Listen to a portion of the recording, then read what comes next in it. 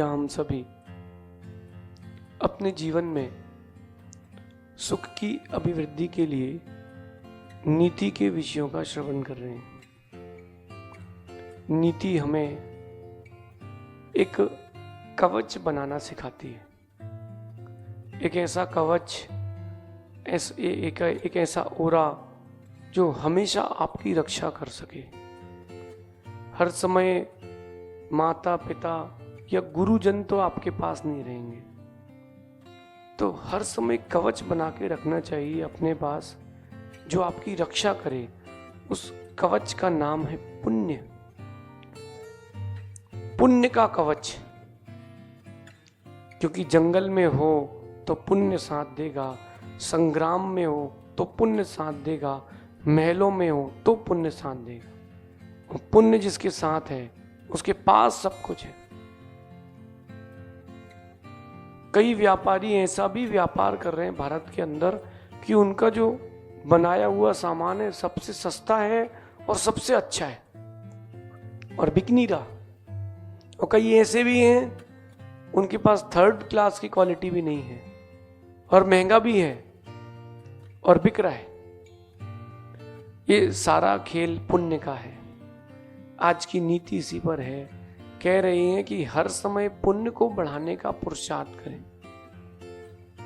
क्या पुरुषार्थ करना चाहिए? प्रतिदिन पुण्य को बढ़ाने का पुरुषार्थ करना चाहिए। पुण्य कैसे बढ़ाएं? दया करके, कोई दुखी हो उसका दुख दूर करके, कोई पीड़ित हो उसकी पीड़ा दूर करके, प्रभु की आराधना करके। लेकिन जिस तरीके से आप लोग सोच रहे हो ऐसे नहीं बढ़ती। कई लोग ऐसे होते हैं कि वो प्रभु की आराधना करना है, पुण्य बढ़ाना है, तो 5 रुपए की अगरबत्ती का डिब्बा लाए, उसमें से एक अगरबत्ती घुमाई और जैसी आराधना खत्म हुई बुझा के रख ली।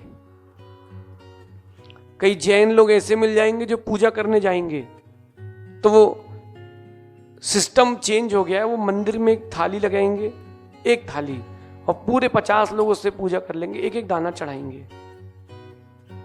प्रभु की आराधना में तुमने कंजूसी की है, पुण्य के आगमन में भी कंजूसी होगी। जब खाते हो तब तो सोचते नहीं हो। लोग ये सोचते हैं कि चढ़ा रहे हैं वो कहां जाएगा। अरे जब खाते हो तो कभी सोचते हो कि कहां जाएगा? जब खाते समय नहीं सोचते हो तो चढ़ाते समय भी नहीं सोचना चाहिए। जितना प्रभु की आप आराधना में व्यय करोगे वो संग्रह होगा, और जितना आप अपने भोगों में व्यय करोगे वो तो नाश होगा। पुण्य कैसे बढ़ाएं? बहुत सारे साधन है। सेवा करके, वृद्धों की, गरीबों की, जो असहाय हैं उनकी, जो गुरुजन है, पूज्य हैं उनकी। आप सोचो कि इतनी दूर से 150 किलोमीटर से वो भैया सिर्फ दर्शन करने आए। जैन नहीं है, तेली है। क्या नाम भैया आपका? दिनेश साहू नाम है उनका। वो उतनी दूर से चित्तौड़ के आगे से दर्शन करने मात्र आए। भैया जिस समय आपने सोचा था कि चलना है उस समय से पुण्य चालू हो गया, और ये पुण्य होगा तो ही सब काम होंगे। आप कहते हैं ना बड़ा पाप का उदय चल रहा है, तो झगड़ा चल रहा है, संक्लेशता चल रही, दुख का माहौल है, ये पाप का उदय है। अगर पुण्य का उदय होगा सब अच्छा हो जाएगा। तो यहां कह रहे हैं पुण्य के प्रभाव से सारे काम बन जाते हैं और हर जगह सहायता करने वाले भी मिल जाते हैं। इसलिए हर समय पुण्य को बढ़ाने का पुरुषार्थ करें, क्योंकि पुण्य के प्रभाव से ही दुनिया में आप कहीं भी रहोगे सहायता करने वाले मिल जाएंगे। 1 मिनट के लिए विचार करना, राम और लक्ष्मण अकेले लंका गए थे, 2, साथ में कौन था? साथ में केवल पुण्य था तो सब हो गया।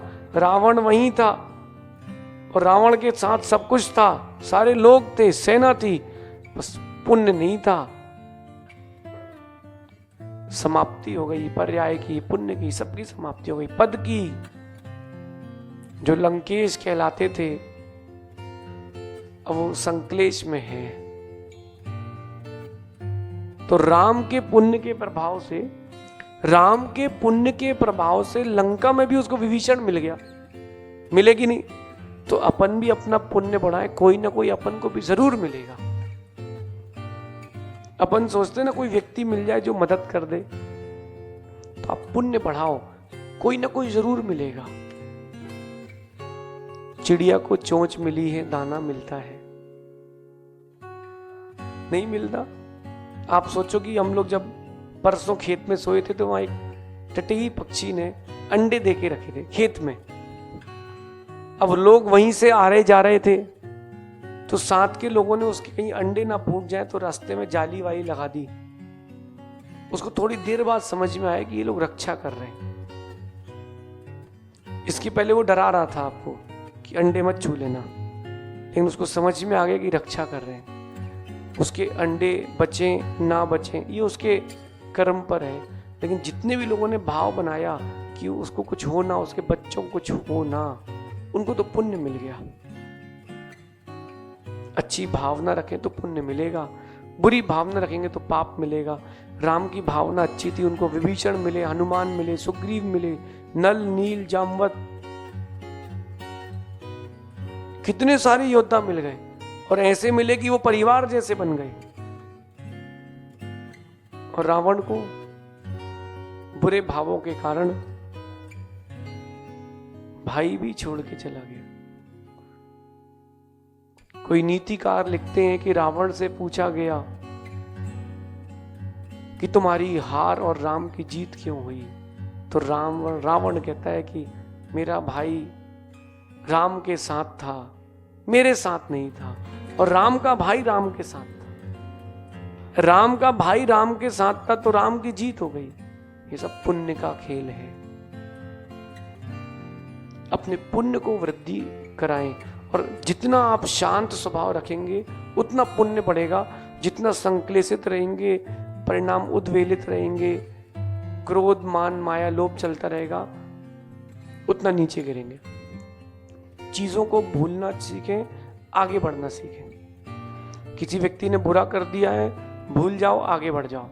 किसी ने अच्छा कर दिया है, उसके उपकार का भाव रखो, उसको मत भूलना। आप भूलना सीखें और आगे बढ़ना सीखें। पुण्य बहुत तेज तीव्र गति से बढ़ेगा। चित्तम्मी नत्ति कलुषम पुण्यम जीवस्य आसवदी। चित्त में कलुषता ना हो, प्रसन्न चित्त। दुख के दिन है तो भी मुस्कुराओ दिनेश भाई, दुख के दिन हो तो भी मुस्कुराओ, सुख के दिन हो तो भी मुस्कुराओ। दोनों नहीं रहने वाले, दोनों ही नहीं रहने वाले ना। मुस्कुरा लो, थोड़ा सा जीवन है, मुस्कुरा के निकाल लो।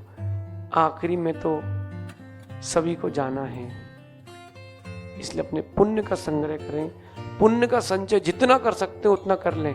सेवा से, दया से, परस्पर की प्रीति से, मन को बिना खराब करे प्रसन्न रह करके, प्रभु की आराधना से, गुरु की सेवा से, पता नहीं चलेगा कब मोक्ष का समय निकट आ जाएगा। अपन इतनी कथाएं पढ़ते हैं, छोटा सा व्रत लेकर के जीवन निकाल दिया, उतने प्रभाव से मोक्ष चला गया।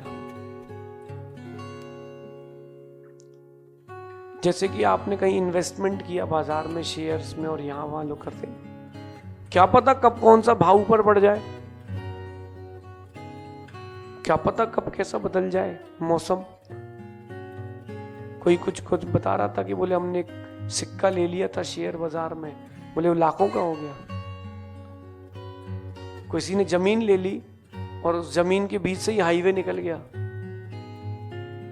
उसका तो पुश्ते तिर गई। एक व्यक्ति ने भी, किसान ने खेत में खुदाई कर रहा था, उसको इरेडियम मिल गया। इरेडियम 1,80,000 करोड़ का इरेडियम मिला उसको। कितने का? 1,80,000 करोड़ का। 40 पार्टनर उसमें, 40 पार्टनर, तो भी एक एक व्यक्ति को 2-2, 3-3 हजार करोड़ रुपए मिलेगा। कितना मिलेगा? ज्यादा मिलेगा।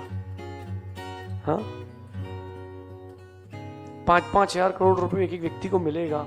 5,000 करोड़ क्या होता है? हाँ, 5-5 हजार करोड़ रुपए क्या होता है? 5,000 करोड़ खर्च कर लोगे जीवन में, यहां से घर जाते 5,000 खर्च नहीं कर पाओगे आप। 5,000 करोड़ ये पुण्य के प्रताप से मिले हैं।